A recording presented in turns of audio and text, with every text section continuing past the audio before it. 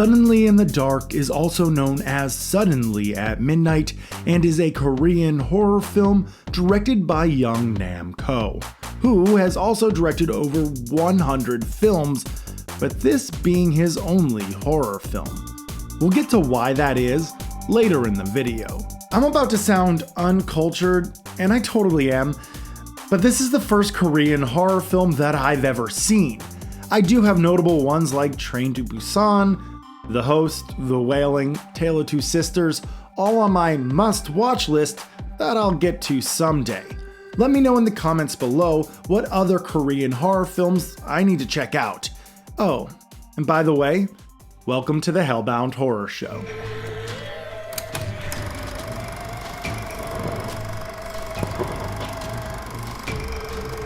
I don't hear anyone ever talk about Suddenly in the Dark, and even looking it up online, it doesn't yield a lot of results. Luckily, I found a Blu-ray of it on sale, and I thought it looked pretty interesting. Then I realized that it was released in 1981, and I had to pick it up so I could review it on the show. The Blu-ray was released by Mondo Macabro, and it's a beautiful transfer. The Blu-ray is region-free and was the first Blu-ray transfer of this forgotten classic. Let's talk about the story. It's basically a ripoff of The Housemaid, which was a monumental early Korean horror film released in 1960, but Suddenly in the Dark adds a twist of the occult into the mix. We have this professor who is a butterfly expert living in a secluded large house with his wife and daughter. Things are good. He and his wife have an active love life, even though he does go away on long trips to capture photos of rare butterflies. Upon returning from a trip, he decides to get other professors together to look at some of the photos that he took. While going through them, a picture of a creepy doll randomly pops up in one of the slides. The wife gets a bad feeling about this doll, but the husband reassures her that there must have been a mix-up at the photo lab. The next day, the wife's friend starts planting seeds of doubt about how men are always chasing the young tail. And now that the wife is over 30, that's like being over 60 to a man. The husband returns from another long trip, but this time he brought home a young, attractive woman by the name of Miyoki. Miyoki's mother was a shaman, and legend has it that Miyoki is a reincarnation of a sea dragon's grandmother or something. Miyoki's mother died in a fire, so now Miyoki is on her own, and the husband thought it would be a really good idea to pick up this young, attractive woman and bring her home to live with them and be their housemaid. Okay. Everything is great at first.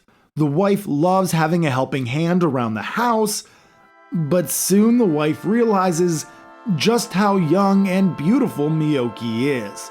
This is done through a really weird and unnecessarily erotic bath scene. The wife begins to believe that the husband is cheating on her with Miyoki, and that Miyoki is trying to kill her. The wife slowly goes mad until the film ends in a chilling and exciting climax. The film does a fantastic job of capturing the wife's descent into madness. The film is very experimental at times with its camera movements and cinematography. There is frequent use of filters or things over the camera lens to give an interesting and unique perspective. There is a kaleidoscope filter, one that looks like everything is filmed through the bottom of a bottle, and one where it looks like Vaseline is smeared over the lens. This adds to the uniqueness of the film, and at times it works really well, and at other times it seems experimental for the sake of being experimental. In most cases, these tricks are only used to portray occult things happening or the wife's delusions. Everything else is well shot and looks sharp. It gives a good contrast and makes the descent into madness even more believable. Acting is also great. I don't speak the native tongue, so I was reading subtitles throughout the film, but everything seemed fine to me. At times there was overacting, but overall the performances are a strength of the film. The soundtrack and sound design, however, are probably the weakest parts about this movie.